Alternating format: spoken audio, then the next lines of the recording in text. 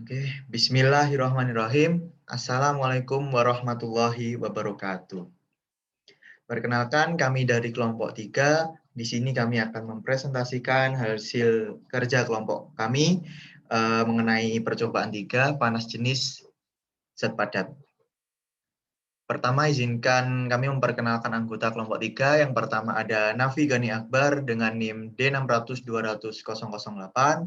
Yang kedua ada Rahel Ardiansyah dengan D600-200-009. Yang ketiga ada Naufal Lutfi As-Sidiki dengan NIM D600-200-010.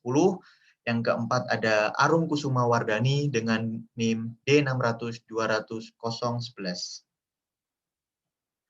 Oke, selanjutnya saya akan menjelaskan materi yang akan saya sampaikan di percobaan panas jenis zat padat. Yang pertama, tujuan percobaan panas jenis zat padat. Yang kedua, alat dan bahan panas jenis zat padat. Yang ketiga, landasan teori panas jenis zat padat. Yang keempat, kegunaan perpindahan panas atau kalor dalam kehidupan sehari-hari. Slide selanjutnya akan dijelaskan oleh teman saya, yaitu Nafi Gani Akbar. Silahkan. Ya, berikutnya adalah tujuan dari percobaan panas jenis zat padat. Tujuan yang pertama yaitu membedakan kuningan, besi, dan aluminium. Kuningan merupakan perpaduan antara tembaga dan seng. Kuningan dapat memiliki jumlah seng atau unsur lain yang bervariasi. Kuningan mampu menghasilkan berbagai macam sifat dan variasi warna. Jika kadar seng dari kuningan berkisar antara 32% sampai 39%, maka akan meningkatkan kemampuan kerja terhadap panas, namun daya kerja terhadap dingin akan menjadi terbatas. Kemudian, besi merupakan logam paling banyak ditemukan di bumi dan mudah dalam pengolahannya, karena memiliki konduktivitas panas yang rendah. Aluminium memiliki konduktivitas panas bagus lebih baik daripada besi. Selanjutnya akan dilanjutkan oleh teman saya. Oke, di sini saya akan menjelaskan tujuan kedua, yaitu memperagakan penggunaan kalorimeter, termometer, neraca, bejana didih. Kalorimeter bekerja dengan mengukur perbedaan suhu di air sekitar bejana kalorimeter antara suhu sebelum dan sesudah reaksi. Jika termometer, cukup letakkan ujung termometer di bagian zat cair dan tunggu hingga 3-5 menit sampai alat berhenti di suhu yang telah ditentukan. Cara penggunaan neraca sangat sensitif dan bisa digunakan untuk menimbang dari 0,1 mg sampai maksimum 200 gram. Penggunaan bejana didih adalah panaskan bejana didih, kemudian masukkan bahan yang ingin dipanaskan dan selalu dicek panas yang diinginkan menggunakan termometer. Selanjutnya akan dijelaskan oleh Novel. Tujuan ketiga, mengamati perpindahan panas secara konduksi dan konveksi. Perpindahan konduksi adalah perpindahan panas melalui zat padat dengan kontak secara langsung tanpa disertai perpindahan molekul zat perantaranya. Perpindahan konveksi adalah perpindahan panas pada zat, gas, dan cair disertai dengan perpindahan partikel zat perantaranya. Tujuan keempat akan dilanjutkan oleh Arum.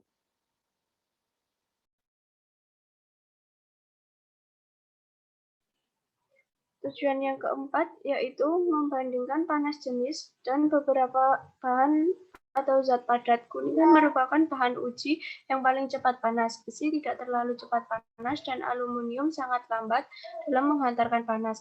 Alasannya semakin besar massa, maka semakin besar kalori yang diperlukan. Slide selanjutnya silahkan Nafi. Berikut adalah alat dan bahan yang digunakan dalam percobaan panas jenis zat padat. Yang pertama yaitu kalorimeter dan tutupnya. Yang kedua pengaduk. Yang ketiga termometer. Yang keempat bejana didih.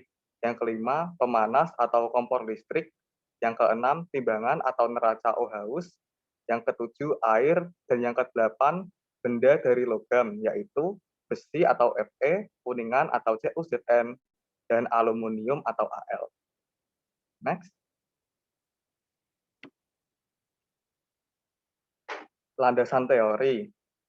Pengertian panas jenis suatu zat. Panas jenis atau specific heat Suatu zat didefinisikan sebagai energi panas atau kalor yang diperlukan untuk menaikkan suhu suatu zat per unit massa dan zat tersebut. Panas jenis suatu zat dilambangkan dengan C. Secara matematis, panas jenis suatu zat adalah perbandingan dari kapasitas kalor yang diterima zat dengan massa zat tersebut. Panas jenis suatu zat digunakan untuk mendapatkan gambaran mengenai karakteristik suatu benda dan material penyusun benda tersebut. Suatu kalor jenis suatu zat dapat diukur dengan menggunakan kalorimeter. Sebuah sistem kalorimeter bekerja berdasarkan asas Black. Next.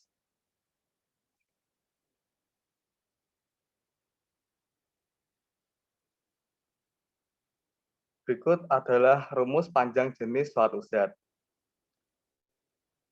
V sama dengan M kali C kali delta T, di mana I adalah kalor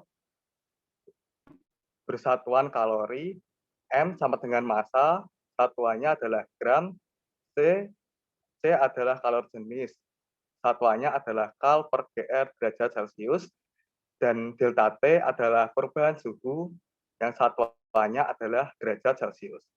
Slide berikutnya akan dijelaskan oleh teman saya, silakan. Fase perpindahan pada panas jenis zat padat. Konduksi. Perpindahan konduksi merupakan perpindahan panas atau kalor dengan perantara tetapi tidak berpindah. Terjadi pada zat padat, sedangkan konveksi, perpindahan konveksi merupakan perpindahan panas atau kalor dengan menggunakan perantara akan berpindah terjadi pada zat cair dan gas. Selanjutnya, pengertian kalor dan panas. Kalor merupakan suatu bentuk energi yang diterima oleh suatu benda yang menyebabkan benda tersebut berubah suhu atau wujud bentuknya. Kalor biasanya dinyatakan dalam suhu dalam satuan internasional. Kalor dinyatakan dengan joule. Satuan lainnya dinyatakan dengan kalori. 1. Kalori didefinisikan sebagai banyaknya kalori yang diperlukan untuk memanaskan sebanyak 1 kg air sebesar 1 derajat Celcius. 1 kalori sama dengan 42 joule, 4,2 joule. 1 joule sama dengan 0,24 kalori. Panas. Panas merupakan energi yang berpindah akibat perbedaan suhu. Satuan standar internasional untuk panas adalah joule. Panas bergerak dari daerah suhu tertinggi ke daerah suhu terendah. Selanjutnya, pengertian kalor jenis. Kalor jenis merupakan kalor yang diserap atau diperlukan oleh logam zat untuk menaikkan suhu sebesar 1 derajat Celcius. Kalor jenis juga diartikan sebagai kemampuan suatu benda untuk melepas atau menerima kalor. Satuan kalor jenis adalah joule per kilogram derajat Celcius. Selanjutnya akan dilanjutkan oleh teman saya, Arum.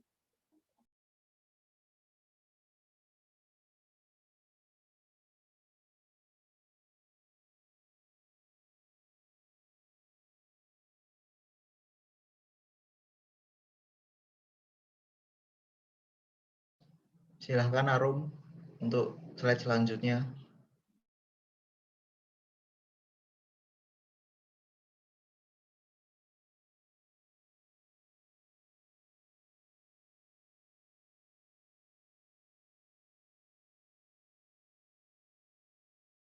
Satu atmosfer dan suhu 20 derajat Celcius.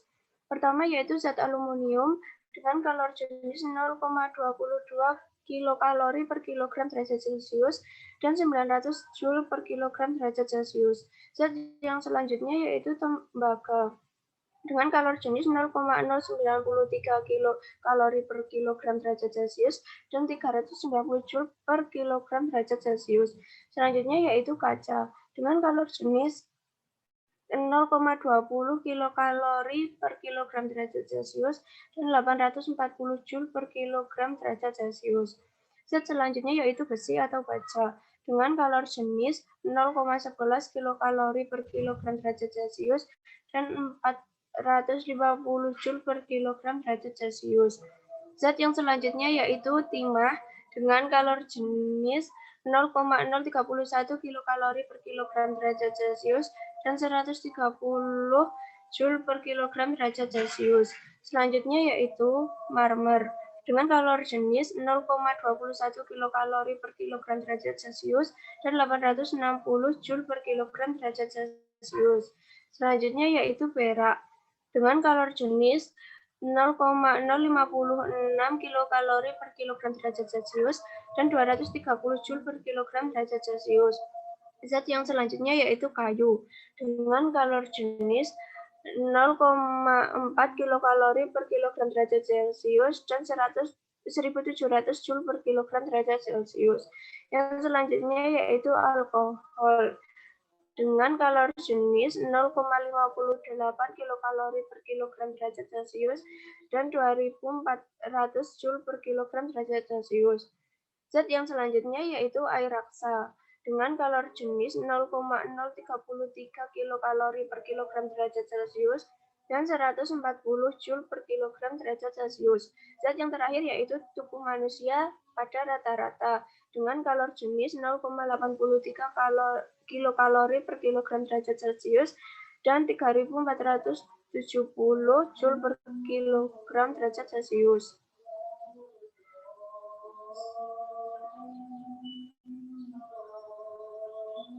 Selanjutnya yaitu asas Black. Asas Black merupakan suatu prinsip dalam termodinamika yang ditemukan oleh Joseph Black, seorang ahli kimia fisika dari Skotlandia. Asas Black menjabarkan bahwa pertama, jumlah kalori yang diserap pada dingin sama dengan jumlah kalori yang dilepas benda panas. Yang kedua yaitu benda yang didinginkan melepas kalori yang sama besar dengan kalori yang diserap bila dipanaskan. Bunyi asas Black yaitu pada pencampuran dua zat banyaknya jumlah kalori yang dilepas zat yang suhunya lebih tinggi sama dengan banyaknya jumlah kalori yang diterima oleh zat yang suhunya ialah lebih rendah. Selanjutnya.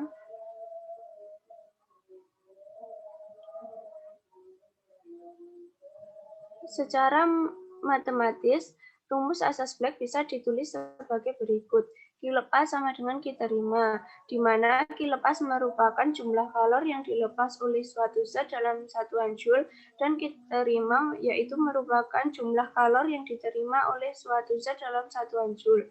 Selanjutnya akan dijelaskan oleh teman saya. Selanjutnya saya akan menjelaskan kegunaan perpindahan panas atau kalor dalam kehidupan sehari-hari. Yang pertama yaitu menyetrika pakaian dengan setrika listrik, kedua mengaduk kopi panas dengan sendok logam, ketiga memasak air dengan panci di atas kompor, keempat gerakan balon udara, yang kelima yaitu terjadinya angin darat dan angin laut. Oke, sekian yang dapat kelompok kami sampaikan. Semoga ilmu yang kami sampaikan bermanfaat bagi kita semua. Apabila ada kurangnya kami mohon maaf. Wassalamualaikum warahmatullahi wabarakatuh.